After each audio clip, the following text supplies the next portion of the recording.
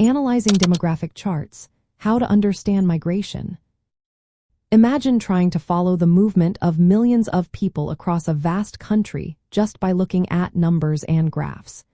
It might seem tricky at first, but understanding migration through demographic charts is easier than you think. When you look at these charts, you are seeing how populations change over time, showing who is moving where and why. Migration data is split into two main types: international migration, which involves people crossing country borders, and domestic migration, which is movement within the country. To get a clear picture, start with net migration. This is the difference between how many people move into an area and how many leave. If more people arrive than leave, the net migration is positive, meaning the area is gaining residents. For example, states like Texas and Florida have seen more people moving in from other states, so they have positive net domestic migration.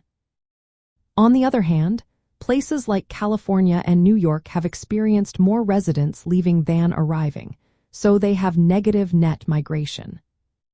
International migration trends are also shown on these charts.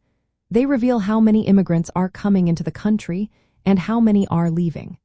Recently, the United States has seen fluctuations in international migration, with a peak in the number of new arrivals followed by a decline in recent years. This impacts the overall population growth and the size of the labor force. Charts may also display the origin of foreign-born residents, showing which regions or countries most immigrants come from.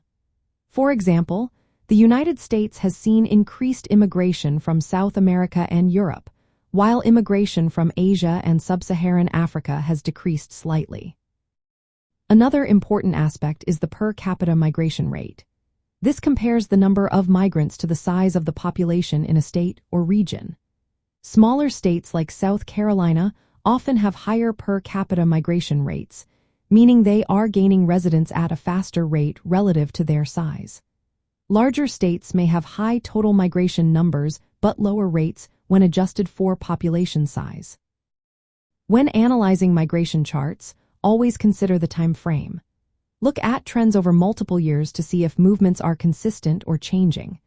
Remember to distinguish between domestic and international migration because their causes differ. Economic factors like job availability, housing costs, and climate influence migration patterns. For example, people might move to states with more job opportunities or milder weather. Understanding migration through demographic charts helps in many ways. Governments can plan better infrastructure, schools, and healthcare. Businesses can see where the workforce is growing or shrinking. Urban planners can prepare for future growth or decline. To interpret these charts well, focus on net migration figures, the origin of immigrants, and migration rates relative to population size. Combining these elements gives a full picture of how population movement shapes the United States.